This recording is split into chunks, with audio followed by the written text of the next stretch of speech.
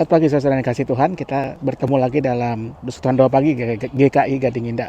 Sebelum kita memulai membaca merenungkan firman Tuhan, mari kita naikkan pujian berikut ini.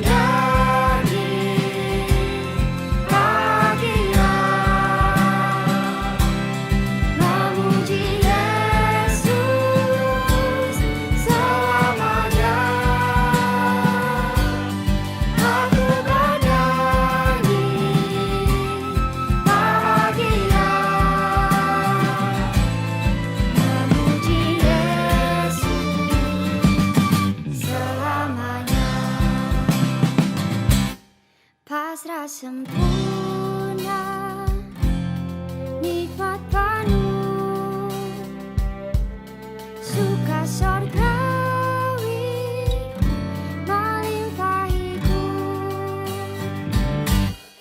Lagu malaikat amat merdu,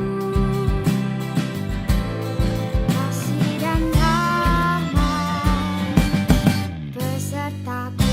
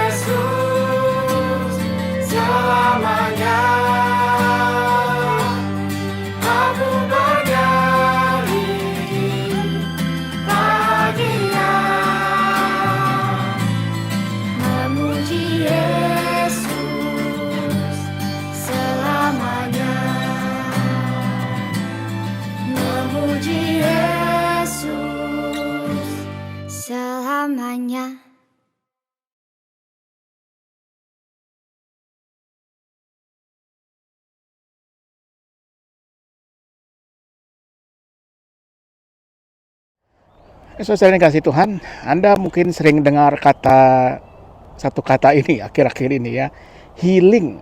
Kata yang artinya sebetulnya bermakna penyembuhan, pemulihan.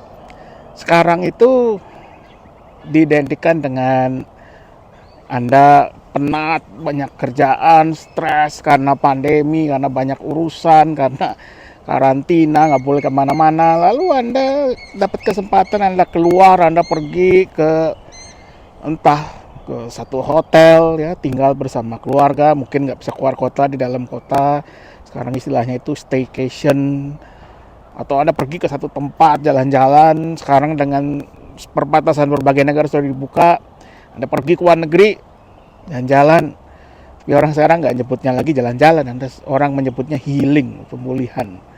Nah, saudara dikasih Tuhan, ya apapun lah pendapat kita atau pemaknaan kita tentang healing, memang satu proses kesempatan di mana kita bisa keluar dari rutinitas kita, pergi ke satu tempat, mungkin dengan pengalaman baru, situasi baru, adalah sesuatu yang kita butuhkan. Contoh, saya ada di tengah sebuah taman yang besar, dan di siang hari ini waktu makan siang, Banyak orang rupanya ada di taman ini, entah sekedar jalan-jalan, duduk-duduk di padang rumput, berjemur sedikit, matahari agak bersinar lumayan hari ini, atau bersama keluarga, anak, teman, sahabat, pacar, istri, suami, atau bersama hewan piaraan, anjing, banyakan. Mereka keluar sejenak dari rutinitas mereka, lalu ya merasakan suasana yang berbeda, udara yang sejuk, pemandangan yang hijau menyegarkan.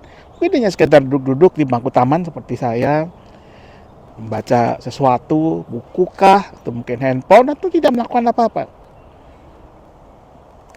Yang jelas kita semua membutuhkan seperti itu di tengah segala kepenatan kita.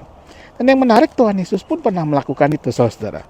Di di Injil Markus pasal 6 ayat 31-32 dikatakan begini. Lalu ia berkata kepada mereka itu murid-muridnya, marilah ke tempat yang sunyi supaya kita sendirian dan beristirahatlah seketika.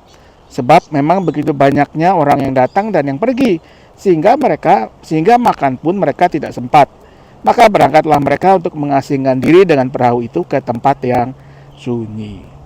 Memang kalau dalam perikop ini kalau kita baca lebih lanjut, ujung-ujungnya sih Tuhan Yesus dan murid-muridnya ya tidak jadi benar-benar beristirahat. Mereka kemudian ditemui oleh banyak orang yang membutuhkan pertolongan dan Tuhan menolongnya. Tetapi paling tidak dalam perjalanan menggunakan perahu itu ada satu waktu di mana Yesus dan murid-muridnya sejenak berhenti dari semua aktivitas mereka, kesibukan mereka, pelayanan mereka, lalu mereka menikmati waktu bersama-sama.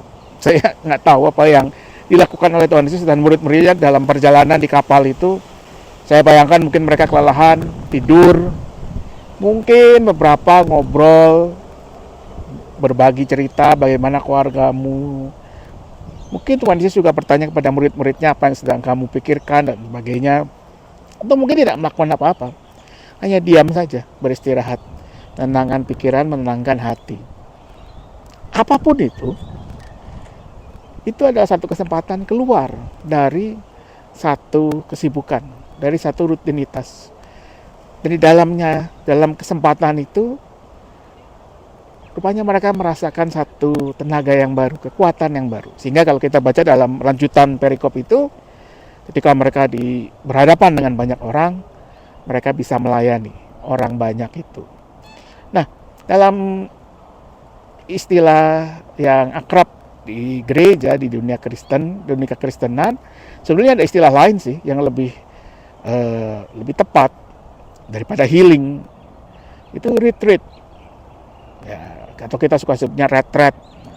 Cuman sayangnya dalam pemahaman kita di gereja, retreat itu selalu diidentikan dengan kita pergi keluar kota dalam grup, lalu ada banyak kegiatan, banyak sesi outing, sesi di indoor, permainan, kebersamaan, dan lain-lain sebagainya.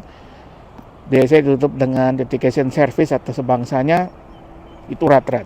Retreat dari arti katanya retreat, mundur sejenak, berhenti dari segala aktivitas, lalu mundur untuk kita punya waktu melihat apa yang kita lakukan, kita jalani, merefleksikannya, merenungkannya. Sehingga ketika kita kembali lagi masuk ke dalam aktivitas itu, kita sudah mendapatkan satu cara pandang yang baru, cara pandang yang lebih segar, lebih fresh, lebih penuh refleksi, lebih jernih, kekuatan yang baru. Sehingga kita bisa melakukan apa yang harus kita lakukan itu dengan lebih baik lagi.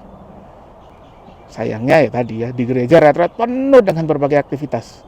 Sampai kita sendiri capek mengikuti retreat. Nantinya juga capek. Nah, semoga ke depan retreat kita tidak seperti itu lagi. Tapi kembali lagi, kita semua membutuhkan waktu untuk sejenak berhenti dari aktivitas kita. Kita tarik diri kita mundur, kita berdiam sejenak, melihat apa yang sudah kita kerjakan, apa yang kita lakukan, apa yang Tuhan lakukan dalam hidup kita.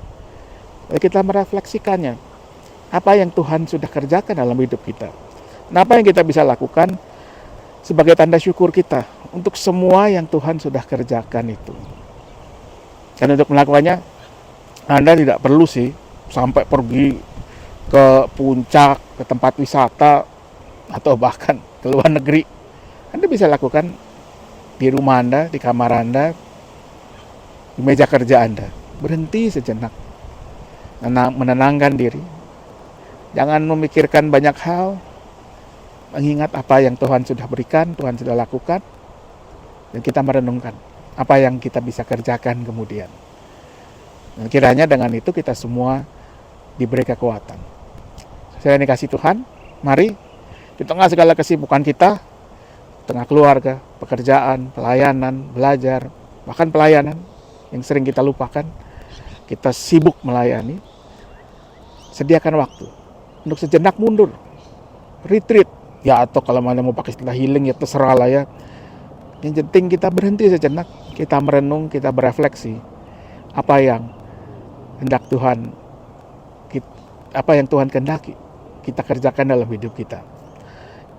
Tidak perlu banyak kata, tidak perlu banyak ayat, yang penting kita berdiam dan kita berusaha mendengarkan apa yang Tuhan mau katakan kepada kita.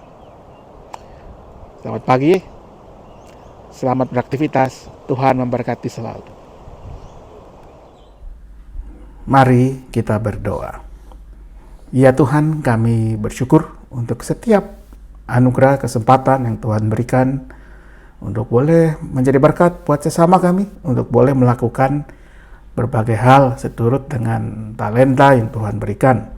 Tapi ingatkan kami juga ya Tuhan untuk boleh tetap mengambil waktu-waktu tertentu, berhenti dari segala kesibukan kami, untuk belajar menenangkan diri, untuk mendengarkan suara Tuhan, untuk mendapat kekuatan dari Tuhan lewat waktu kami berhenti dari setiap kesibukan kami.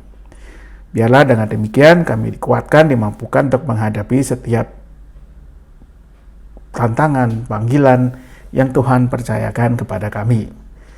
Dengan demikian biarlah kami sebagai pribadi, sebagai keluarga, sebagai gereja, sebagai bagian dari bangsa dan negara kami boleh menyambut setiap panggilan kepercayaan yang Tuhan berikan. Karena itu hari ini kami juga mau berdoa untuk bangsa dan negara kami. Kami berdoa untuk bangsa dan negara kami dengan berbagai permasalahannya, pandemi yang masih belum selesai, permasalahan ekonomi, permasalahan sosial.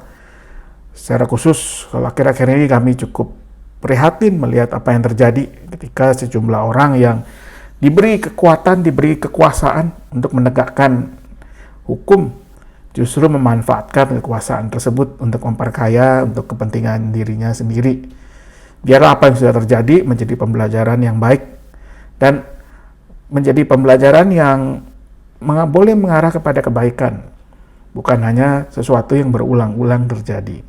Kami berdoa juga untuk bangsa dan negara kami yang tahun depan akan mulai disibukkan dengan berbagai macam hal yang terkait dengan urusan politik, karena pada tahun 2024 kami akan menghadapi pemilihan umum. Biarlah semua urusan tersebut tidak membuat kami lupa akan hal-hal yang penting untuk kehidupan bersama kami, tidak membuat kami teralihkan dari hal-hal yang perlu diperhatikan, dari soal-soal keadilan, dari soal-soal kebenaran. Jangan biarkan mereka-mereka yang hanya mau mengambil keuntungan sesaat dan sepihak mengail di air keruh, merugikan kehidupan bersama kami sebagai bangsa dan negara. Kami berdoa untuk gereja kami berdoa untuk pelayanan GKI Gading Indah, untuk setiap orang yang terlibat dalam pelayanan, untuk setiap anggota jemaat, simpatisan. Kami berdoa untuk kegiatan bulan keluarga yang minggu ini akan selesai dengan KPI sebagai penutupnya. Biarlah KPI itu juga boleh menjadi berkat bagi kami semua. Kami berdoa untuk persiapan Natal yang sudah mulai dilakukan. Biarlah semua yang disiapkan pada waktunya boleh memuliakan nama Tuhan, mengingatkan kami akan anugerah dalam kasih Kristus yang hadir, yang dinyatakan lewat peristiwa Natal. Kami berdoa untuk keluarga-keluarga kami dalam setiap pergumulannya. Berikan hikmat, berikan ketenangan dalam menghadapi setiap pergumulan, agar mereka semua boleh dikuatkan. Kami mau berdoa untuk diri kami masing-masing dengan setiap pergumulan kami yang mungkin tidak bisa kami bagi dengan orang lain. Kami percaya Tuhan akan mendengarkan dan menguatkan kami. Inilah kami dalam doa-doa pribadi kami.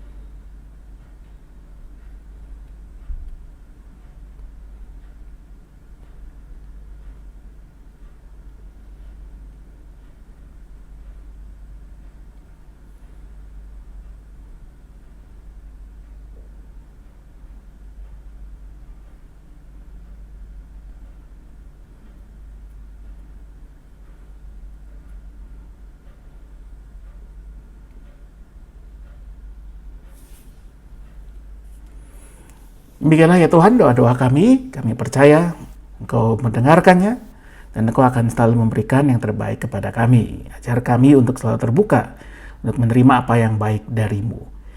Kami serahkan diri kami, doa kami, keluarga kami hanya dalam satu nama, Yesus Kristus Tuhan kami, yang juga sudah mengajarkan kami berdoa demikian. Bapa kami yang di sorga, dikuduskanlah namamu, datanglah kerajaanmu. Jadilah kehendak-Mu di bumi seperti di sorga. Berikanlah kami pada hari ini makanan kami yang secukupnya. Ampunilah kami seperti kami mengampuni orang yang bersalah kepada kami. Janganlah membawa kami ke dalam pencobaan, tapi lepaskanlah kami dari yang jahat. Karena Engkaulah yang punya kerajaan, kekuasaan, dan kemuliaan sampai selama-lamanya. Amin.